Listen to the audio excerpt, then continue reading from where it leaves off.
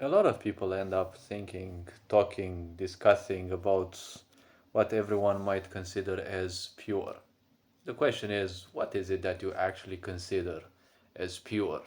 Because if we think a bit about everywhere where you look, you're kind of taught that everything is impure. Even you have been taught that since birth there's always something wrong with you, you're evil since birth.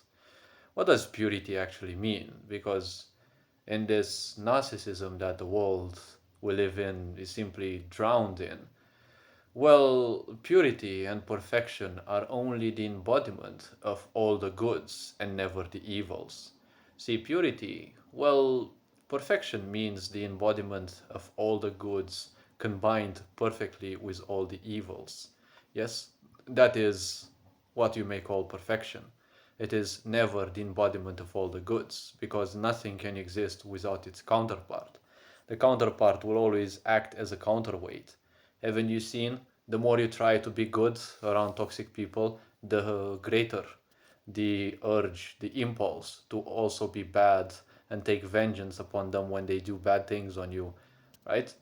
So the higher you become aware in life, the more conscious you seem to become in your action, in your taking breath each and every moment, the higher the impulse is to go back to the comfort zone you once had, right? So these things always exist interconnectedly. They are the two sides of the same coin. When you think about purity, purity, I would define it as something that is, how to say, bound to its function in the best way possible, right? Let's say in a perfect way.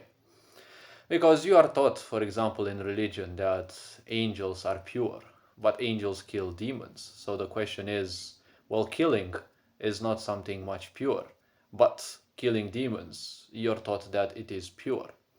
Yes? If you somehow become capable, let's say, of slaying demons, you are not pure because you are not an angel, right?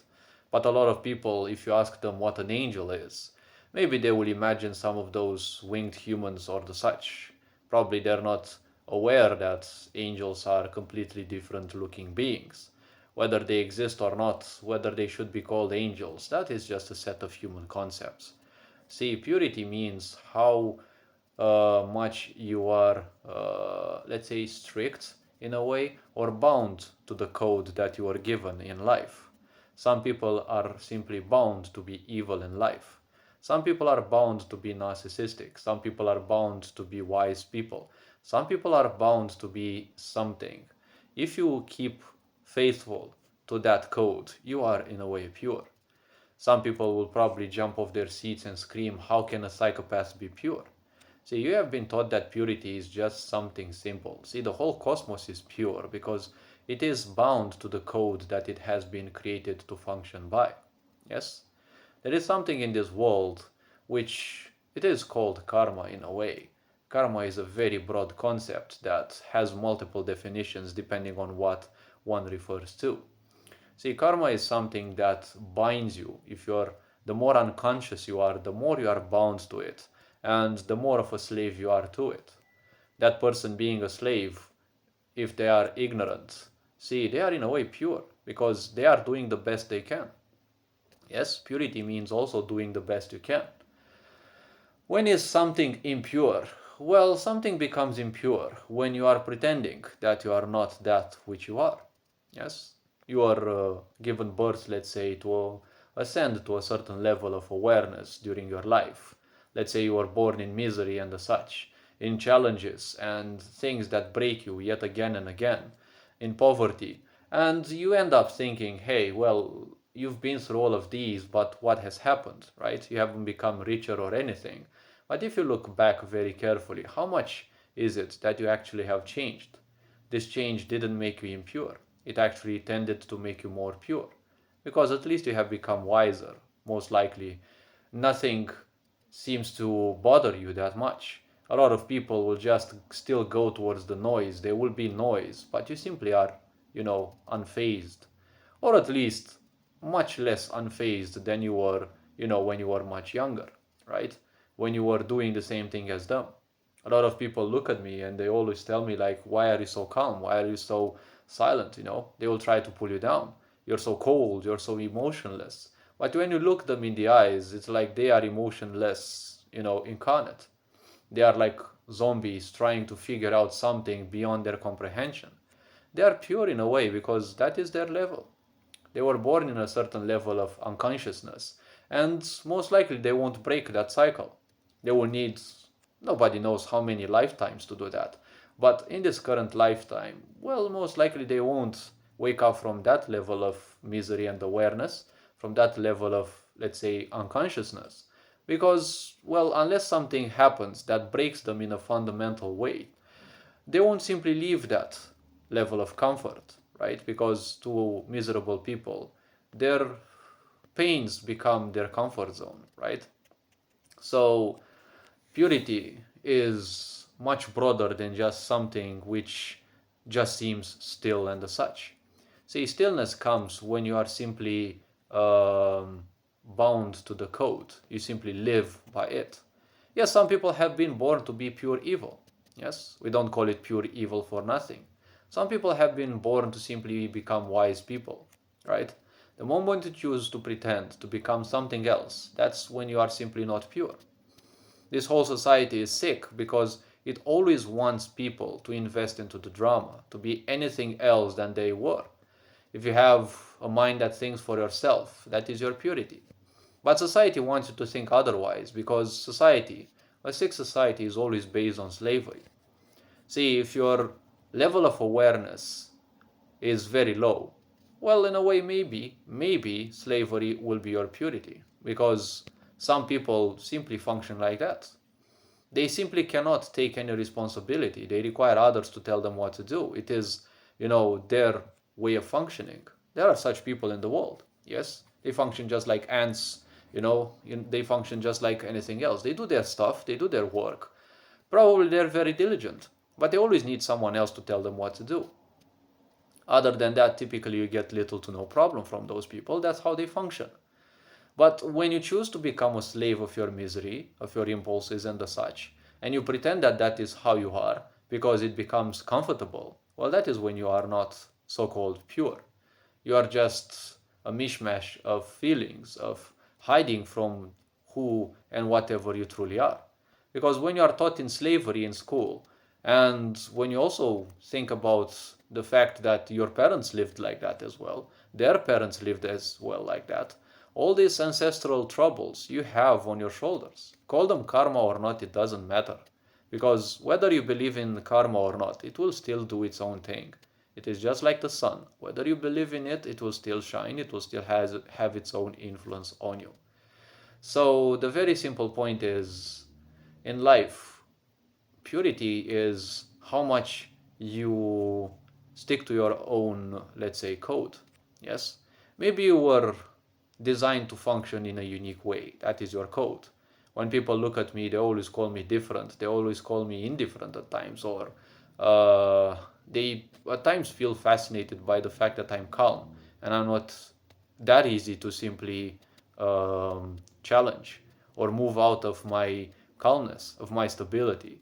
Mainly because I learned that I need to simply keep and preserve any energy that I can. Because, well, in time, you have to get used a bit to poverty and not having enough. The point is, you don't need to overeat because we live in a very static way. So why do I need to overeat if there's barely any movement that I get to do each and every day? When we think about life, some people are pure chaos, some people are pure evil, some people are, in a way, pure good because they're generous, they're kind, they're loving, and whatever not, right? And purity isn't something fixed, right? Because purity means being a human being, right? If you are a human being, not a human doing, a slave of your own impulses, of someone else because it is comfortable for you to do whatever someone else is telling you, and then put the blame on them that you're not doing the right things and you're feeling pained. Well, in a way, that is impurity or purity depending how close you are to what you feel. All those thoughts that you turn into ruins because you run away from those. right? All those impulses to do something good, to do something about your life, to make use of some talents, to learn something. Maybe they are intuition, maybe they are just ego. It is up to everyone to figure out. Because the ego will always feel compulsive. But, well, in the end, one needs a bit of impulse, a bit of intuition, a bit of everything to propel themselves in life. It is up to you to suit around what your resources are. Because people can tell you interpretations about how your energies function, how things function, how the human body functions. But it is up to you to make peace with whatever is disturbing your mind, to stop giving too much attention to the drama, and figure out what the fuck you were supposed to be, how you were supposed to function. And well, when all these happen, you will feel much better, much calmer, and you will want to tend even more towards that. That is when one actually gains their purity. Purity doesn't mean being a priest or a religious figure or, I don't know, becoming an angel or something, right? The closer you are to your divine nature, that's when you, let's say, become more pure. Because purity also has certain layers as well, just like ignorance has, just like awareness has. But this is a concept many people should not be talking too much about because it can easily be misinterpreted. A lot of people think the more religious they become, the more pure one may become. See, religions in a way are kind of useless because religions will never elevate you.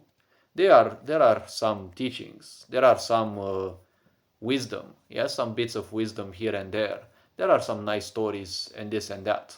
But religion itself will not simply elevate you because in the end, creation didn't give you birth so that you wait for it to elevate you or so that you need someone to elevate you. Everything that you need is basically on yourself, within yourself, your own energies, how you make use of those, yes, how you handle things and this and that. It was never meant to simply save you. It was meant to guide you a bit with its wisdom. One has to do the inner work to become better, to become a holier being, let's say. Because holiness exists in everything, right? It exists in the matter that you are composed of. It exists in the energy that you are composed of. Because when you look at your physical body, it does its job without you even knowing what it does, right? Most of the people don't even know how many organs they have, right? They're not even conscious their cells are constantly dividing or that every 35 days their body is almost anew because almost all their cells in their body most likely have almost completely changed. But, things will go on even if you are not aware of those. Hopefully this video raised a bit of awareness. You are appreciated, take care, enjoy life. This being said, Ferenc Board signing out.